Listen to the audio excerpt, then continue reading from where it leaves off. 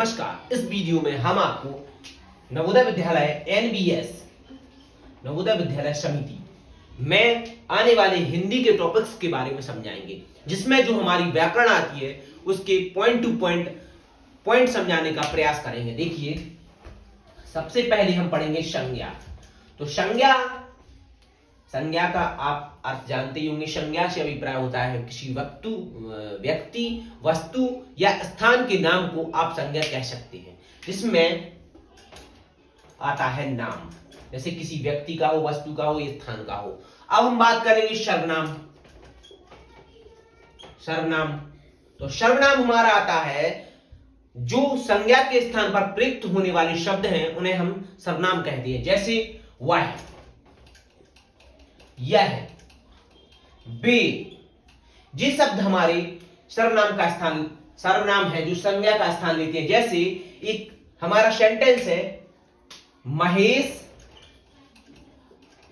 गाना गाता है। तो यहां पे ये हमारी संज्ञा हो गई। इसी को हम आगे पढ़ेंगे, जैसे कि महेश गाना गाता है, वह हर दिन लड़ता है। तो यहां पे हमने महेश की जगह पे वह इस्तेमाल कर लिया।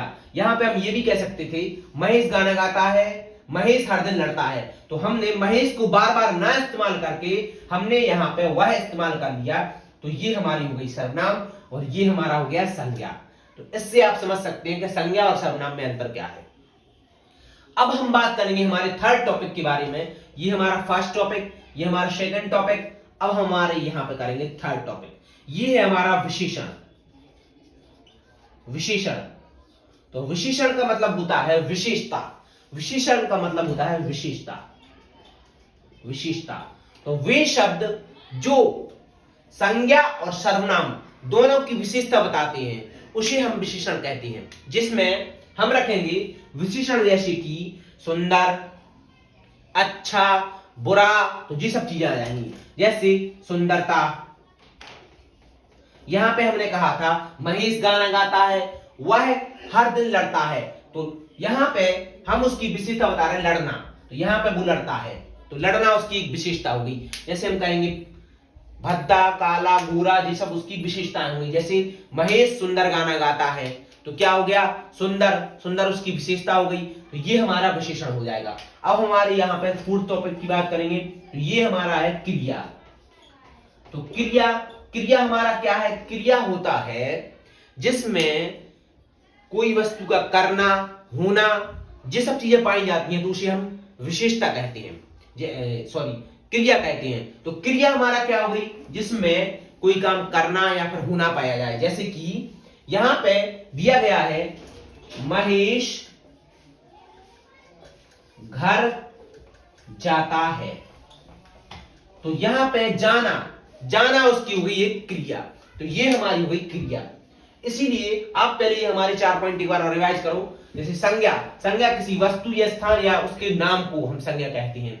सर्वनाम संज्ञा के स्थान पर प्रयुक्त होने वाले वर्ड, जैसे कि वह, यह, वे, ये सब वर्ड।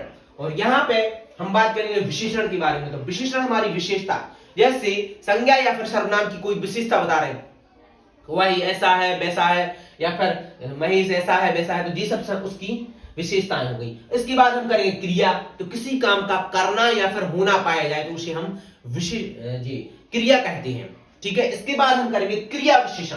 तो हमारी जो 5 टॉपिक है वो है क्रिया विशेषण। तो क्रिया विशेषण समझने से पहले आप समझ लीजिए क्रिया। तो क्रिया जिसकी विशेषता बताई जाए, जैसे उसने कहा महेश घर जाता है, तो इसमें हम कह सकते थे महेश जल्दी घर जाता है। तो क्रिया विशेषण हो गई जल्दी।